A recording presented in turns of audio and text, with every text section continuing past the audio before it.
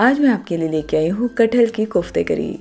बहुत ही simple recipe है, बनाने में ज़्यादा मेहनत नहीं है और कटहल का सीज़न है तो आप इस रेसिपी को ज़रूर ट्राई करें। कटहल की नॉर्मल सब्जी तो हम हमेशा बनाते हैं, एक बार आप इस कोफ्ता करी को बना के देखें, ये सब्जी आपको बहुत पसंद आएगी। तो चलिए आज की मज़ेदार रेसिपी शुरू करते हैं। कटहल और आलू का कोफ्ता बनाने के लिए मैंने यहाँ पे 600 ग्राम कटहल लिया है। कटहल का छिलका निकाल लें और इसके बाद पानी से अच्छे से धो लें। कटहल को छीलने के बाद आप इसे तुरंत बना लें, नहीं तो ये काले पड़ने लगेंगे। 2 छिला हुआ आलू लिया है मैंने। इसके बाद हम इसे पानी से वापस अच्छे से धो लेंगे और उसके बाद प्रेशर कुकर में डाल देंगे। तो यहाँ पे कटहल और आलू को एक साथ ही उबाल लेना है। तो आलू के आप चाहिए तो टुकड़े कर लें या फिर आप ऐसे ही डाल दें, आराम से पक जाएगा। आधी छोटी चम्मच नमक डाल दें ताकि ये जल्दी पक जाए। इसके बाद हम इसमें आधा कप पानी डालेंगे। बहुत ज़्यादा पानी नहीं डालना है, बस बेस में थोड़ा सा पानी रहे उतना ही पानी का इस्तेमाल करना है। अब हम प्रेशर कुकर का ढक्कन बंद कर देंगे और मीडियम फ्लेम पे हमें इसे 6 से 7 सीटी लगानी है। तो यहाँ पे गैस पे रख दिया मैंने, गैस को ऑन कर दें और मीडियम फ्लेम पे 6 से 7 सीटी आने तक पकाए। तो जब तक ये उबल रहा है ना, तब तक हम मसालों की तैयारी कर लेते हैं। तो मसाला बनाने के लिए मैंने यहाँ पे 3 मीडियम साइज़ के प्याज ऐसे स्लाइसेस में काटे हैं, 2 टमाटर लिए हैं मैंने, 15 लहसुन की कलियाँ छिली हुई, 2 इंच अदरक और आधा कप बारीक कटा हुआ प्याज ले लेंगे। तो अगर आप प्याज को पीसना नहीं चाहते हैं तो ऐसे बारीक काट के इस्तेमाल करें। तो मैंने यहाँ पे दोनों प्रोसेस आपको दिखाया है, जैसा आपको ईजी लगे वैसा यूज़ करें। तो हम सबसे पहले क्या करेंगे कि ब्लेंडिंग जार में लहसुन, अदरक और जो बड़े वाले प्याज के स्लाइसेस हैं ना, इसे ब्लेंड कर लेंगे। तो यहाँ पे इन तीनों को ऐसे ब्लेंड कर लें। पानी डालने की ज़रूरत नहीं है क्योंकि प्याज जब ब्लेंड होता है ना तो उससे खुद ही पानी रिलीज़ होता है। तो यहाँ पे मैंने इसे ब्लेंड कर लिया है। अब हम क्या करेंगे कि इसे एक बर्तन में निकाल लेंगे और सेम ब्लेंडिंग जार में हम टमाटर को पीस लेंगे। ध्यान रहे कि जब भी आप कोई सब्ज़ी बनाए ना तो प्याज टमाटर को अगर आप अलग अलग पीसेंगे तो सब्ज़ी का टेस्ट ज़्यादा अच्छा आता है। तो यहाँ पे टमाटर को हम बिना पानी के ब्लेंड कर लेंगे। तो प्याज टमाटर का पेस्ट हमने बना लिया है। अब हम चलते हैं प्रेशर कुकर की तरफ। तो यहाँ पे ये 5वीं सीटी लगी और इसके बाद ये 6वीं सीटी लगते ही गैस को बंद कर देंगे और प्रेशर कुकर को खुद से ठंडा हो जाने के लिए छोड़ देंगे। जैसे ये ठंडा हो जाएगा हम इसे सावधानी से खोलेंगे और इसके बाद आलू और कटहल को चेक कर लें। तो यहाँ पे आलू एकदम सही से पका हुआ है, कटहल को भी देख लेते हैं। तो ये देखिए, ये भी एकदम सॉफ्ट हो चुका है। तो अगर आपका आलू या कटहल ज़्यादा भी पक जाता है तो कोई दिक्कत नहीं है, क्योंकि हमें इसका कोफ्ता ही बनाना है, मतलब इसके पकौड़े ही बनाने हैं। तो यहाँ पे आलू और कटहल को ऐसे निकाल लें। अगर आपको लग रहा है कि कटहल नहीं पका है तो आप 2-3 सीटी और लगाएं, लेकिन कटहल को सॉफ्ट होने तक आपको इसे उबालना है। तो यहाँ पे इसे ऐसे मैश कर लें। ये देखिए, थोड़ा ठंडा कर लेती हूँ मैं, बहुत ही ज़्यादा गर्म है। तो आप चाहिए तो इसे हाथों से मैश करें या फिर अगर आपके पास पोटैटो मैशर है तो उससे मैश करें। तो यहाँ पे कटहल को मैंने उतना ही उबाला है जितना सब्जी में इस्तेमाल करते हैं, ताकि हमें टेस्ट का पता चले। अगर हम इसे ओवर कुक कर देंगे तो आलू जैसा ही टेस्ट आएगा इसका। तो यहाँ पे मैंने इसे मिला दिया है। तो अब हम इसमें डाल देंगे हरी मिर्च, लहसुन और धनिया पत्ता। तो 1 छोटी चम्मच बारीक कटा हुआ लहसुन डाल दें, 1 से 2 हरी मिर्च कटी हुई और इसके साथ यहाँ पे धनिया पत्ता डाल दें। 1 छोटा चम्मच आप इसमें गरम मसाला पाउडर डाल दें, नमक डाल दें स्वाद के अनुसार। इसके बाद हम इसमें बेसन डालेंगे। तो यहाँ पे मैंने 1/4 कप बेसन लिया है। बेसन आपको हिसाब से डालना है। मैंने यहाँ पे 3 चम्मच बेसन अभी ऐड किया है। बेसन डालने के बाद इसे अच्छे से मिक्स करें, पानी वगैरह नहीं ऐड करें। और अगर आपको लग रहा है कि मिक्सचर बहुत ज़्यादा गीला हो गया है तो वापस थोड़ा सा बेसन डालें। तो यहाँ पे मैंने इसे मिला दिया है। अभी मैं इसमें हल्दी डालना भूल गई थी, तो यहाँ पे आधी छोटी चम्मच हल्दी डाल दें। गरम मसाला और नमक डालते वक्त ही हल्दी का इस्तेमाल करना है। मैं यहाँ पे पहले भूल गई थी, इसलिए मैं बाद में डाल रही हूँ।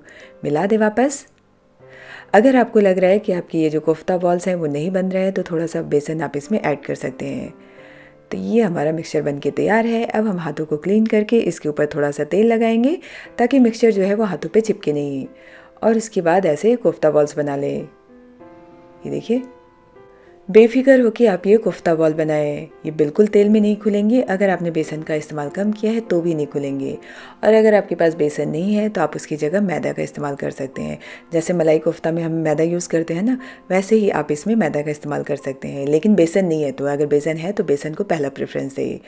तब हम इन्हें गर्म तेल में फ्राई कर लेंगे। तो तेल मैंने पहले से गर्म होने के लिए रखा था। और यहाँ पे ये सारे कोफ्ता बॉल डाल दें और उसके बाद गैस का फ्लेम मीडियम रखें और मीडियम फ्लेम पे इसे अच्छे से फ्राई करें। ध्यान रहे कि कोफ्ता बॉल को अंदर से पकाना ज़रूरी है, इसीलिए हाई फ्लेम पे फटाक से फ्राई करके नहीं निकालें। थोड़ा सा गैस का फ्लेम कम रखें और ऐसे पलट पलट के जब ये गोल्डन ब्राउन हो जाएगा तब तक आप इसे पकाएं। आप इसे चाहिए तो ऐसे ही चाय के साथ खा सकते हैं, बहुत अच्छा लगता है।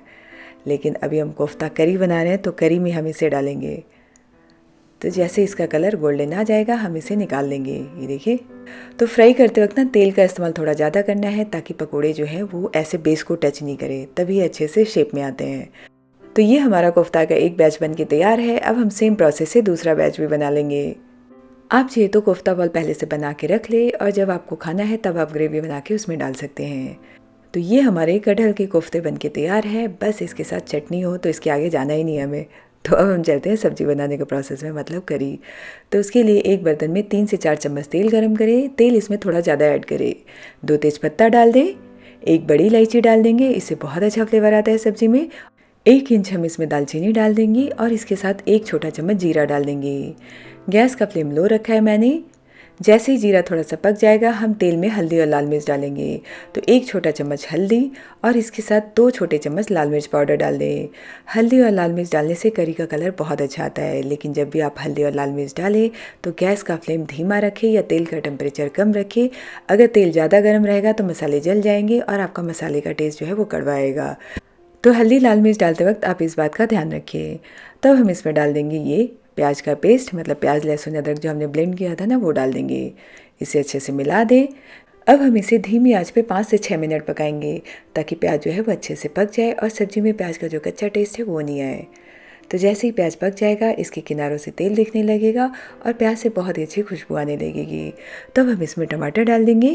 तो आप चाहिए तो टमाटर को बारीक काट के इस्तेमाल करें या ये जो हमने पेस्ट बनाया वो डालें।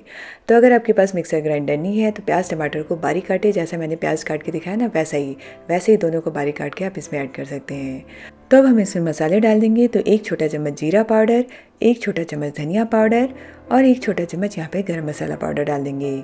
और इसमें कुछ भी डालने की ज़रूरत नहीं है। जब तक मसाला पक रहा है तब तक हम क्या करेंगे कि गैस के दूसरे साइड पानी गर्म होने के लिए रख देंगे। तो 1 से 1.5 गिलास पानी गर्म होने के लिए रख दें। गर्म पानी का इस्तेमाल अगर आप करी में करेंगे तो करी का जो कलर है वो बहुत अच्छा आता है।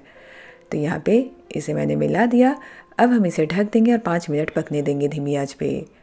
5 मिनट यहाँ पे हो चुके हैं और ये हमारा मसाला जो है वो अच्छे से भुन गया है। तब हम क्या करेंगे, ये जो गर्म पानी हमने किया है वो इसमें डाल देंगे। आप चाहिए तो ठंडा पानी भी इसमें डाल सकते हैं। गर्म पानी डालने से सब्जी का मसाला जो है वो पका हुआ है तो पानी में, मतलब जो करी है उसमें तुरंत उबाल आ जाता है और सब्जी का कलर बहुत अच्छा आता है। नमक डाल दें स्वाद के अनुसार। ध्यान रहे हमने कोफ्ता में नमक डाला है तो नमक का इस्तेमाल आपको यहाँ पे थोड़ा कम करना है। मिला दें इसे अच्छे से और इसके बाद इसमें उबाल आने का इंतज़ार करें। तो 1 मिनट मैं इसे पका लेती हूँ और ये हमारी करी जो है वो अच्छे से उबल गई है। ये देखिए, तो जैसा कि मैंने बताया ना कि गर्म पानी डालने से इसका जो कलर है बहुत अच्छा आता है। तो अब हम इसमें डाल देंगे कोफ्ते जो हमने पहले से फ्राई करके रखे हैं। तो यहाँ पे ये कोफ्ता डालने के बाद हमें इसे बस 1 मिनट पकाना है। अगर आप इसे ज़्यादा पकाएंगे तो कोफ्ते जो है वो सॉफ्ट हो जाएंगे और टूटने लगेंगे और ग्रेवी जो है वो बहुत थिक होने लगेगी। तो बस जैसे ही आपको खाना है ना उसके पहले ही आप इसे कोफ्ते को इस करी में डाल दें और इसके बाद एक उबाल करके गैस को बंद कर दें। कोफ्ता बॉल डालने के बाद करी में इसे 1 मिनट ही पकाना है, उससे ज़्यादा नहीं पकाएं। अगर आप इसे लास्ट में डालेंगे तो कोफ्ते जो है वो करी को, यानी कि ये जो ग्रेवी है ना, इसे एब्जॉर्ब नहीं कर पाएगी और अंदर से आपको ड्राई फील होगा। तो कोफ्ते को 1 मिनट के लिए इसे धीमी आंच पे पका लें और ये हमारा सुपर टेस्टी कोफ्ता करी बन के तैयार है। तो गैस बंद करने के पहले हम इसके ऊपर डाल देंगे बारीक कटा हुआ धनिया पत्ता और उसके बाद एक मैजिक इंग्रेडिएंट जो मैं बहुत सारी रेसिपी में ऐड करती हूँ। और सबसे लास्ट में हम इसमें डाल देंगे 2 चम्मच घी। देसी घी डाल दें, उससे सब्जी में बहुत अच्छा टेस्ट आता है। जब भी आप छोले, राजमा या फिर नॉनवेज करी बना रहे हैं तो उसमें लास्ट में 2 चम्मच घी डालने से सब्जी या जो भी करी है उसका टेस्ट एक लेवल ऊपर हो जाता है। लेकिन अगर आपको घी नहीं पसंद है तो आप इसे स्किप कर सकते हैं। पैन को कवर करके 10 सेकेंड के लिए छोड़ दिया मैंने और ये हमारी कोफ्ता करी जो है वो बन के तैयार है। ये देखिए, ग्रेवी एकदम परफेक्ट है। कोफ्ते एकदम सॉफ्ट और सॉफ्ट क्यों तुतला रही हूँ मैं, कोफ्ते एकदम सॉफ्ट और नरम। मैं छोड़ ही देती हूँ, मतलब ये सब्ज़ी देख के मुंह में पानी आ रहा है तो सब गड़बड़ हो रहा है। तो आप इस रेसिपी को ज़रूर ट्राई करें, ये सब्ज़ी आपको बहुत पसंद आएगी। और ट्राई करने के बाद पसंद आए तो वीडियो को लाइक और शेयर ज़रूर करें और मेरे चैनल को सब्सक्राइब करना बिल्कुल ना भूलें।